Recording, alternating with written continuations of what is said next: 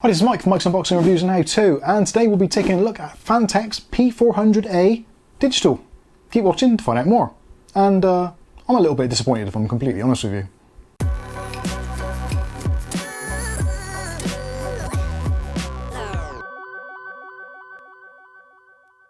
Okay, so in today's video we'll be taking a look at Phanteks P400A, which is highly recommended across the board for pretty much most tech channels that have reviewed it. So I figured it's about time that I actually got my hands on one. So I'm going to go through it, take a look at the inside, give it a good case tour, and give you my final thoughts. Now obviously I haven't done a build in this as of yet, and really don't know a case intimately until you've done a full build in it. But from what I can tell already, and from my previous experiences with cases and unboxings, etc., it's given me a pretty good idea of what it's going to be like. And actually, complete honesty, I've already had to take the drill to this thing already, so let's get into it. So to start with, what is it? So it is a ATX case, which is actually capable of taking extended ATX motherboards due to the flat back panel on the interior. You've got a tempered glass side panel, which has got a very slight tint to it. And obviously the main highlight of this over the original P400 is the addition of this full fine mesh, and also the addition of the digital RGB fans, which do give it some added extra benefits and make it worth a little bit more money. And obviously it is a little bit more expensive than the standard base model. This one actually fluctuates in price massively. I've picked it up for around about £65, I think it was, here in the UK from Amazon. But even just looking today, this did take a little while to arrive, but even now today it's up to about £88 already. So prices will fluctuate rapidly, so do keep an eye out for bargains and maybe keep it bookmarked or in your shopping basket waiting for those reductions. You can get it in other shops and other stores around the world, so obviously do shop around to see where the best value is at the present time. That is, if you want to buy one. So let's start off first of all with some of the disappointments of this case. So the first disappointment for me is the fact that it's going to be exceptionally difficult to mount a radiator in this top section. The tolerances between the motherboard top, if you've got maybe RGB RAM or some VRM heat sinks, and the actual top section where the radiator would go, is going to be exceptionally tight. And actually on the Amazon listing it does say that it supports either a 120 or a 240mm radiator, but on Phanteks' own site it actually omits this. So I think Amazon's listing is a little bit ambitious, although technically possibly you could fit them in there, but you would have to have a very, very specific combination of motherboard, RAM and cooler for it all to work. Having two fans in the top is no problems at all, so you can put two 120s or two 140s in the top section with no issues whatsoever. So if you are looking for water cooling in this particular case, then really I'd probably look elsewhere. Maybe look at the LianLi 215 or something like the Gamemax F15, which do have a lot more room in this top section and are pretty much in the same price point and offer a similar level of features. Reviews to both of those cases you can find from the links up here or in the show notes below. Now my second disappointment is the actual methods of wiring. So overall, actual cable management inside is actually pretty decent. But the one strange thing I've found is, I suppose it's because they've used the original P400 tooling and just chucked these fans in, there isn't actually a good way of routing the cabling for the fans through to the motherboard. Now traditionally when you've got any kind of fans or any options for mounting fans in a case, normally there'll be some kind of cutout so you can pass the cables through to the back part of your motherboard so you can do everything nice and neatly. Now on this particular case, the only cutout as standard in the original configuration is a very tiny cutout in the top section where all of the I/O is routed. So ideally you'd want another couple of holes, maybe one kind of halfway down, another one a little bit lower to take the cables from the fans straight out the side. So I've actually taken it upon me to get a drill out and literally just drill some kind of 12mm, 13mm holes just so I can pass the cables through the side rather than having them all bunched up on the inside. You'll probably understand it when you see it in more depth a little bit later on, but that is another letdown. The fact that they've just basically thrown these fans in there without really any real care or attention to where the wiring is going to go. And for a lot of us, cable management is a very important feature. If you take off the front panel, you can actually see there is a way that you could do this. So I'll take the front panel off now, which actually does come off pretty easily. There's a grab handle on the bottom and just a quick tug, and the front panel comes off pretty easily. And actually the front panel is a really nice design. You've got this really fine mesh and the whole thing is pretty sturdy. The side pieces are all metal and just with the top and bottom bits being plastic, giving a little bit of flex. The balls that actually hold the front panel into the case itself go into these receptacles here, and it's all kept in really nice and firmly, and certainly it is a really good design. But you can see here that you have got holes there and there, which would actually be perfect for taking your cabling through if the fans were on the front. which obviously they're not. You can, if you want to, you can take all these fans out and you could put them onto the front section, but you then do find that actually getting to the screw holes for the bottom fan is near on impossible because of the way the hard drive cage is inside, which we'll take a look at later. So it's kind of like a mismatch as far as I'm concerned in that respect. Another thing which is a downside in my opinion, now obviously for those of you out there with maybe slightly thinner fingers may find this to be no problems at all, but for me I find it a real pain in the backside, and that is the I/O for the fans and the fan controller, depending on which model you get. So the buttons themselves are actually hidden underneath this lip, which is all well and good. You can press them and they're very tactile and they do their job. But as soon as you put the front panel back on, because of how the design works and you've got this tapered section here, if you've got slightly thicker fingers or fatter fingers, trying to actually get to the button is a bit of a squeeze, and you end up squeezing so hard that you get lined indentations on your finger. So for me, again, this is one of those designs which is a little bit like kind of an afterthought. Maybe they could have made that a little bit shallower, or maybe have this lower, whatever the case may be. For me personally, it's just one of those things that it looks like it's been overlooked. Don't get me wrong, this case is a great design and aesthetically wise, it looks great.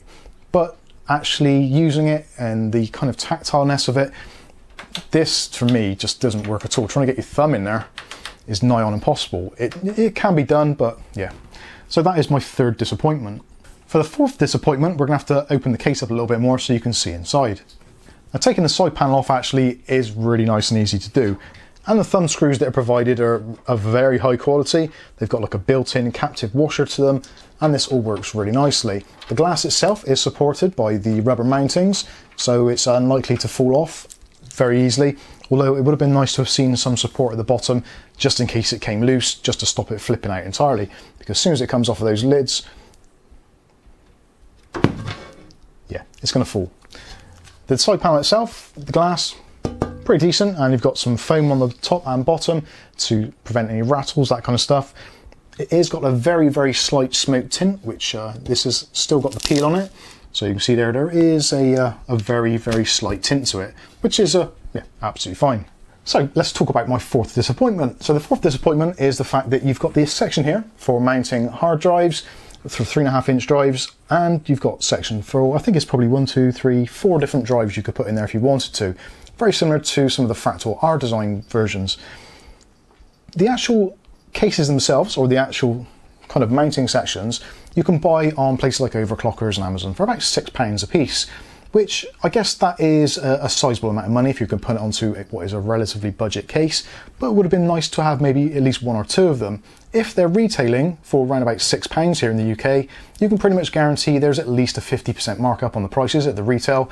So to actually manufacture them for a small piece of metal with a couple of pieces of plastic, what's it going to cost? Maybe £1, £2 each. So I think just to be able to put maybe a couple of them in there, just as an option for those people that do want to use them, it would have been nice to have them included rather than having this kind of otherwise pretty much useless section. They may as well have just reduced the size of the case down, maybe 2 or 3 inches, and be done with it.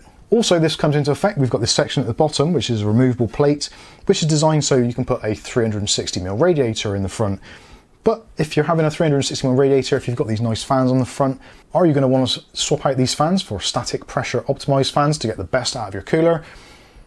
Again, part of the design is trying to do too much, but not doing any of it particularly well. Now, airflow obviously is going to be fantastic. We've got this nice fine mesh, so you don't need a secondary filter behind here, which gives you plenty of airflow. And if you want to see how this does with the system in it and stress tests, etc., Steve from Gamers Nexus done a fantastic review of this, which we'll try and link in the video description below or from one of the cards up here.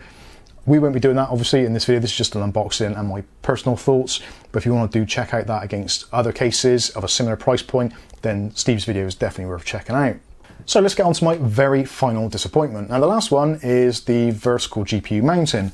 Now, as you can probably see from on the back already, it's not got a vertical mounting on there, but Phanteks in their wisdom do sell an add-on pack, again trying to get more money out of you, for a vertical GPU mounting bracket system, which is in around about £30, which in itself is quite expensive, and then takes this case into another territory altogether. So again, it is a case which is actually trying to do way too much. It's giving you the flexibility to do things. So you could potentially put in a vertical GPU, you could potentially put in a 360mm radiator, you could potentially put in 4 hard disk drives, you could potentially put in a radiator. But all of these things are going to take a little bit of extra either money or a little bit of extra persuasion to actually fit, especially when it comes to the radiator in the top. So that's far too much negativity to start off a review, so let's go into some of the more positive thoughts and the things that I actually appreciate. So one of the first things I appreciate is actually the styling itself. The actual style of the case overall is very pleasing. It's very minimalist. It does pretty much what it needs to do. The fact that this whole section is flat, so if you do have an extended ATX motherboard, then it will fit in there relatively easily, although you may have to take some consideration of where you're going to put your wiring through, because these rubber grommets, which again is another nice feature, rubber grommets on a case, especially again at this price point, is a really nice thing to see. There's quite a few manufacturers which omit those entirely in order to save a few quid. You can, of course, if you wanted to, where you've got these mounting sections for the hard drives, these Phanteks plates here, the plastic ones, there's a screw in there, so you can just take that screw out and actually pass cabling through there. So worst case scenario, you could actually take your 24-pin connectors, your USB connectors, and all that kind of stuff through these sections and plug them into a wider board. Although there isn't actually the mounting holes for the additional extended ATX form factor, so you're going to have a little bit of flex on the end of that board. But I think most people realistically will probably stick to ATX in this particular chassis. Now obviously you can stick in here if you want to a ITX board or a micro ATX board. I think realistically most people will go with ATX. That makes more sense in a case of this size. Also the fact that you can actually see inside, micro ATX boards inside of an ATX chassis do look a little bit weird in my opinion. So other things that I appreciate: wiring holes and grommets, etc. for pass-throughs. Other than the fans at the front, the rest of it is done absolutely perfectly. So in this bottom section, if you wanted to, you can take this plate out. So if you've got anything for a radiator, you can get the pipes in there pretty easily. You've also got the grommets, as we already discussed. You've also got 3 cutouts in this bottom section, which is quite unusual. Normally you'd get 2, sometimes even 1 on some cheaper cases. So to see 3 of these cutouts actually is really nice. Also moving along, we've got one just here, which is going to be where pretty much your CPU fan connectors are going to be. So if you are planning on going with some fans up top or whatever the case may be, you can get your wires through there nice and easily, or maybe a little bit of RGB support. And in the far corner where you've got your ATX power connector for your supplementary power supply, your 4-pin, 4+4 or 8+4, whichever combination you've got plenty of room there to get all those cables through without actually having to disconnect them, which again is excellent. Also, the back panel, got a nice big cutout there, so if you are using an aftermarket cooler with a specific backplate, especially for Intel systems, you're going to have tons and tons of room. You're not going to have to worry about if you can get the actual backplate in, should you already have installed a motherboard, all those kinds of things which you do get when you have a smaller cutout. So again, that is really, really good. On the back of the case, the I/O section, you've got these removable slots, so you've got 1, 2, 3, 4, 5, 6, 7 removable PCI Express blanking plates, all of which are replaceable, so none of those awful bend out things, which again is really, really nice. Also on the back you've got one of these kind of, I actually don't even know why they've got these, I really don't. I think it's just to blanket off the airwise. You can't really use it to secure stuff, but it's one of those things we see on a lot of cases. But at least it's all on thumb screws, so yeah, certainly works for me. Another smallish letdown, not huge, not a deal breaker in any way, shape or form, is the actual thickness of the metal. So as you can see, there is quite a little bit of wiggle on this back section. It's not that well reinforced, and the same goes for the perforated basement section. There is a little bit of flex in there, so if you get some hard drives in there, anything with slightly kind of noisier fans that are going to put some resonance through the rest of the system, you may find some of the panels have got a little bit of resonance to them, so they might make some noise. Again, that's really being nitpicky, but when you're spending around about 70, 80 pounds on a case, these are things that you probably want to know. If it's a 30, 40 pound case, those are sort of things you can live with, but when you're spending double that amount, yeah, you do expect a certain level of quality. Now going back to this section, I would probably suggest actually buying an additional fan to put in here just to kind of stiffen this section up a bit. You can put a 120mm fan in here. Unfortunately, that is all you can put in. You can't put any 140s in there, which would have been preferable, but again, this is a sort of design we're seeing with a lot of cases now. Now, of course, because we can only get a 120mm fan in here, means that we've got some issues with depth. So when you're putting your CPU cooler in here, you've got a maximum CPU height clearance of 160mm, which actually isn't a great deal these days. We're quite often used to seeing some larger coolers, especially some of those from Noctua, Be Quiet, etc., getting in excess of 165 mils, even up to 170 for things like the Corsair A500, which we reviewed up here. That is definitely not going to fit in here, and certain coolers you'll be okay with, so the Evo 212, that kind of thing, should be absolutely fine. Freezer 34, Freezer 33, all those kinds of things, those kind of normal-ish size tower coolers you should be okay with, but certainly do check the measurements before you go out and purchase one. So let's move around to the back panel. Now, the back panel, as you can see, probably, I don't know if you can see it. Yeah, you can see it. I'm just checking on the monitor there. You can see already there's fingerprints and smudges. The finish on this is a weird kind of satin matte black, and it is, I've just washed my hands, so it's not too bad, but it does pick up fingerprints pretty easily. So you may find on certain aspects, like this front side and the top, you might want to be keeping a rag nearby to wipe off any greasy marks.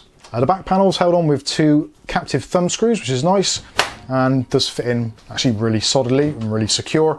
The back panel itself is actually pretty decent, quite heavyweight, and is got minimal flex. So now we get to see inside. Now we've got plenty of room in here. There's a reasonable amount of depth there. It's getting on for about 1 inch worth of depth pretty much throughout, so you shouldn't have any issues with power supply. So even if you've got a slightly older power supply, which I've put in here, even with captive cables, you've got a pretty decent room in there, almost the size of another power supply. So you can fit up to like 270mm power supplies in there if you're going modular.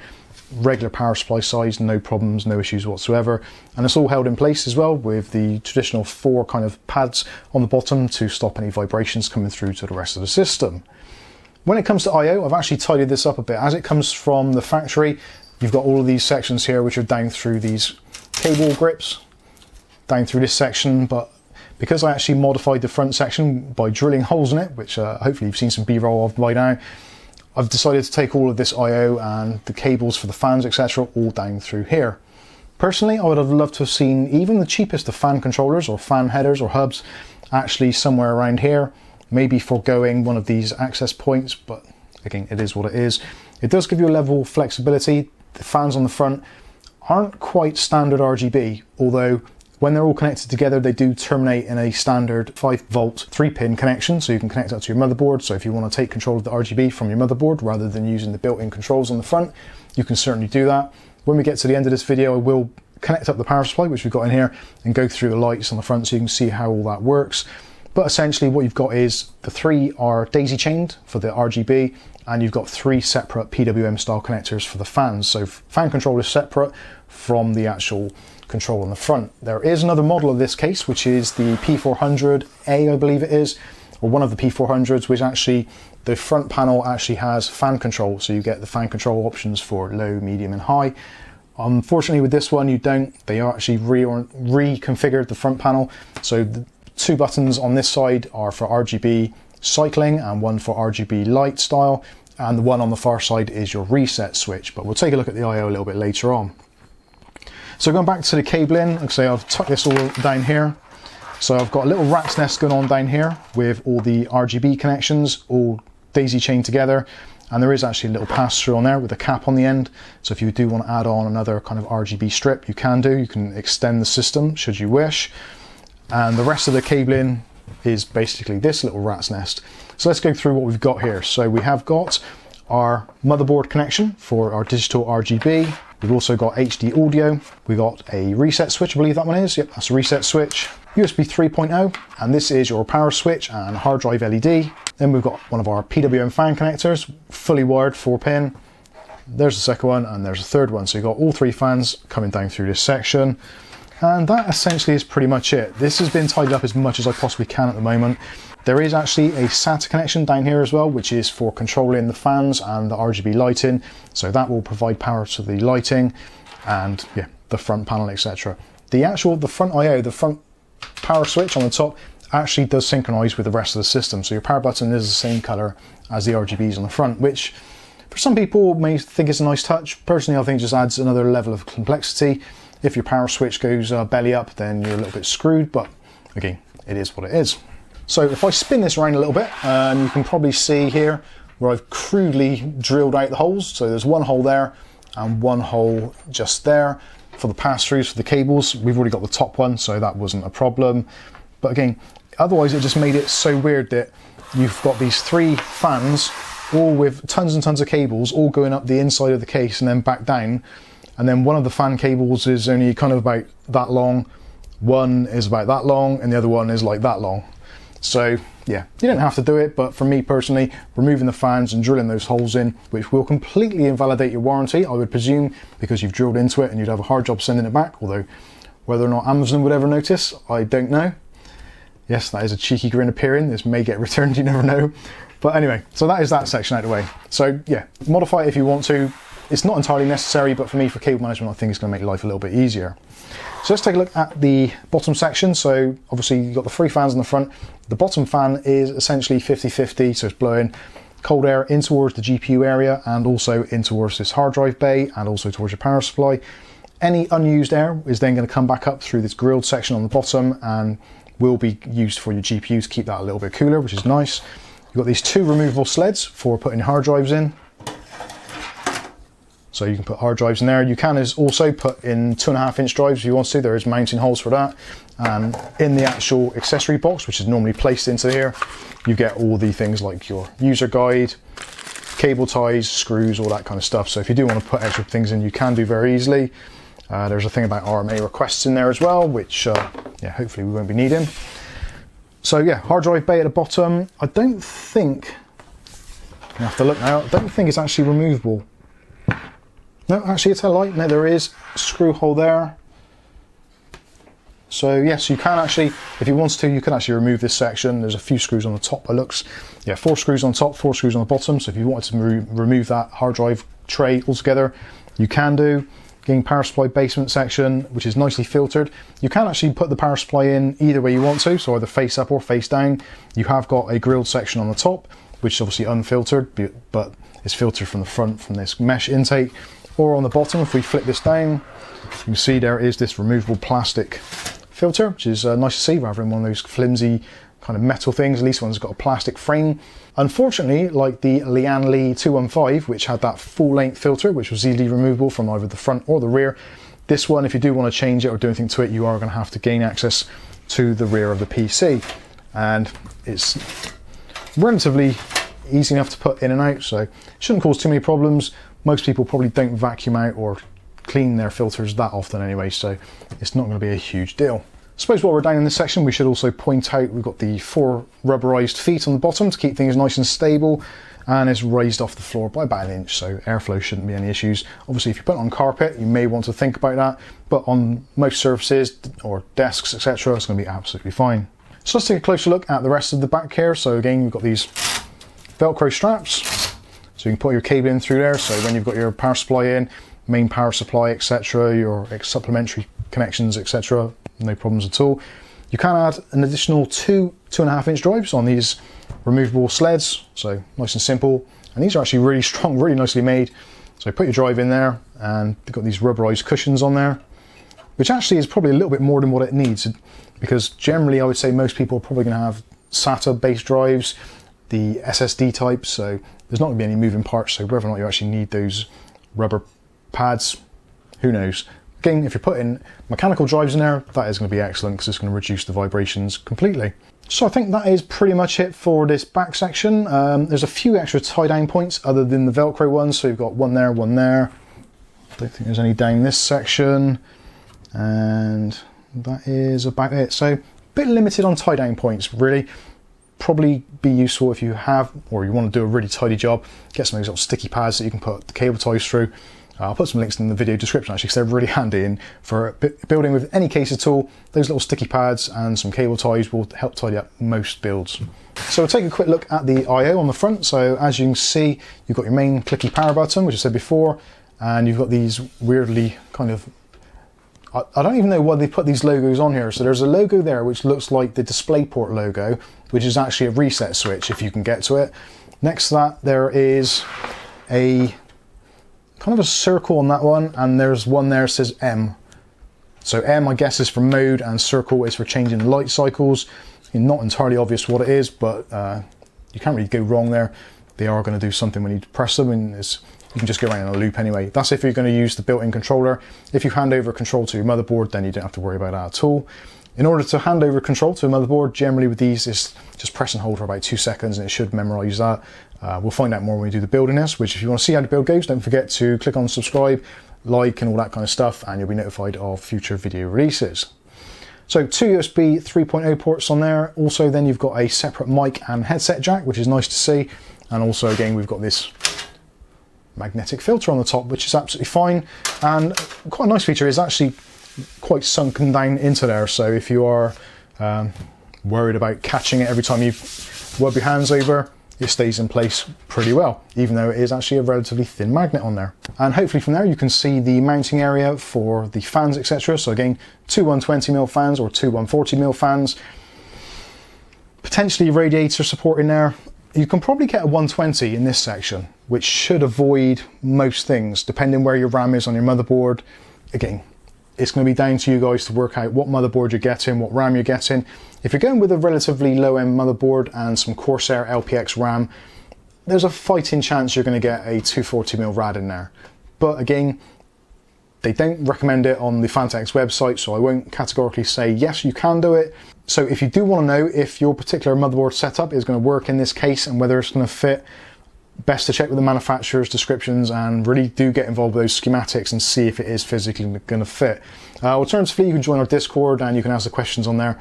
And if I'm keeping the case and I've got the components to hand, I will do some test fits to see what will actually fit in there.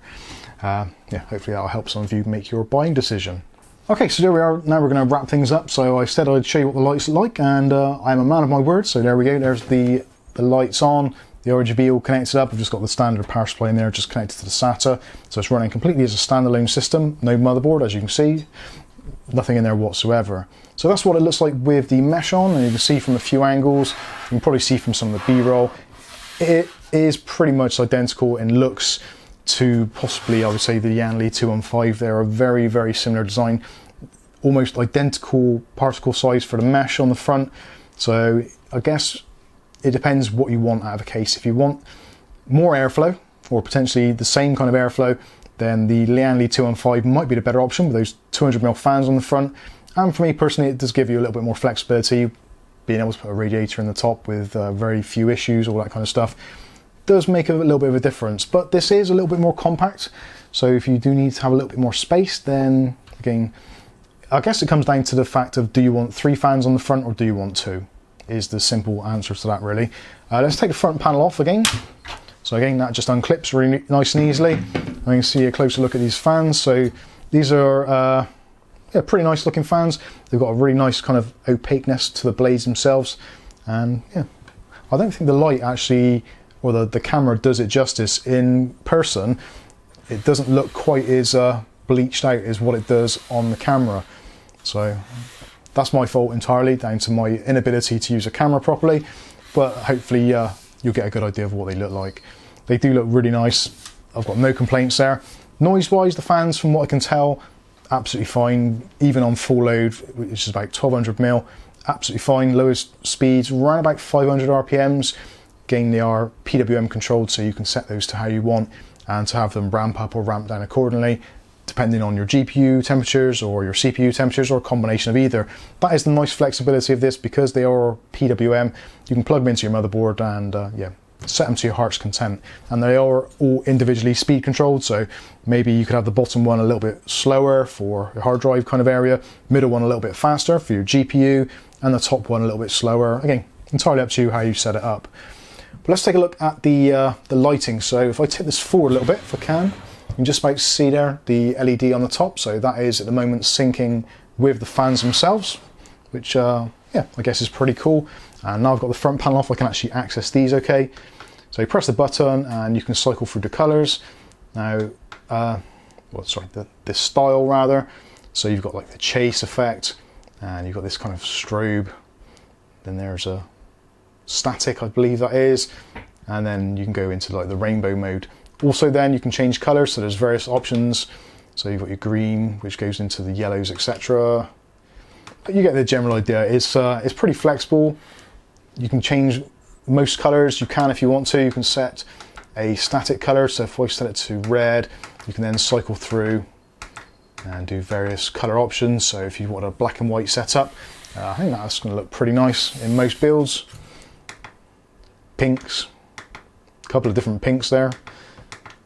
So yeah, you've got a few options on there. Not quite a million colours, but I'm sure there'll be something in there for everybody. If you press and hold it for a couple of seconds, it goes back to reset. If you press the other one for a couple of seconds, then it turns it off and then it'll pass it back to the motherboard mode, etc. Yeah, you get the general idea. It's an RGB controller. You can mess around with it and do whatever you want. Personally, I think for me, I would have perhaps preferred to have bought the case without the fans and maybe not have this whole controller thing built in. But again, down to personal preferences. For me, at the kind of £80 mark, maybe even £88 as I think it is at the moment on amazon.co.uk, I would definitely go with the LianLi 215 or even the Gamemax F15, which are both in that kind of similar price point, similar features. Don't get me wrong, Phanteks have done a great job and airflow is obviously going to be great because you've got these 3 fans taking up most of the centre section. 120mm fans are going to have much better static pressure than a 200mm fan, so it's going to push the air through. Probably some of the reason why they don't actually need an exhaust fan on the back. If you put an exhaust fan in, to some extent, it actually may reduce some of the, or actually create more pressure inside, because trying to get rid of 360mm worth of air out of the back through a fan, unless the fan's at full blast, there will be a little bit of restriction. So at least with it in this open section like this, and I found the same actually with the Corsair, the 465X. That's exactly the same. 3 fans in the front, leave it with the back open, and it just basically pushes all the excess heat out the back. If you put a fan in there, actually it builds the temperatures up unless the fan's running at full blast, or you take the filter off the top, in which case you've got a relatively free flow system. But anyway, lots and lots of options. Please do let me know if you've got one of these cases and you've managed to successfully put a 240mm radiator in that top section. Do let us know. I'm sure people in the comment section and other people watching this video will find it extremely useful to know that. For me personally, I think it's way too close. You can get a radiator in on its own, or you can get fans in their own, but both at the same time, I think you are definitely going to struggle. But overall, I think Phanteks have done a relatively good job. Again, depends on the price point. If it's at the £65 mark, which I think I paid for it roughly, then yeah, you can't really go too far wrong, especially in today's climate with pricing. I think I paid about £69 for the LianLi, and the Gamemax F15 when I bought it was again around about the £60. They both, all of them actually, have fluctuated in price massively due to supply and demand issues which we're experiencing at the moment, so that is going to come to it a lot. Yeah, essentially it's down to personal preference. There's nothing really inherently wrong with the case, it's just that some of the items on there which you'd kind of take for granted, like being able to mount a 240mm radiator in the top, I think a few people will be caught out by that. Certainly if I hadn't have looked into it before kind of going ahead and doing a build, I would have been tempted to put one in here just to match up another bit of RGB, maybe with a RGB top section there. That would have been really nice, but it looks like that is going to be an impossibility. So anyway, that's going to pretty much wrap this one up. Sorry I've waffled on for so long. There's a lot to cover in here. There's a lot I liked, there's a lot I disliked, and yeah, with so many options in the market at the moment around this price point, it is an exceptionally difficult task. It essentially comes down to looks and what you're planning to actually put in the PC. So anyway, I'm going to wrap this one up. Let me know in the comment section what you think of it. I'm really interested to hear what your thoughts are. This has been one of the most popular cases the last few years, and I've got to be honest with you, I gotta say I'm a little bit disappointed. But again, let me know what your thoughts are in the comment section below. So I've been Mike, this is Mike's Unboxing Reviews and How To, and hopefully we'll catch you in the very next video. Thanks for watching.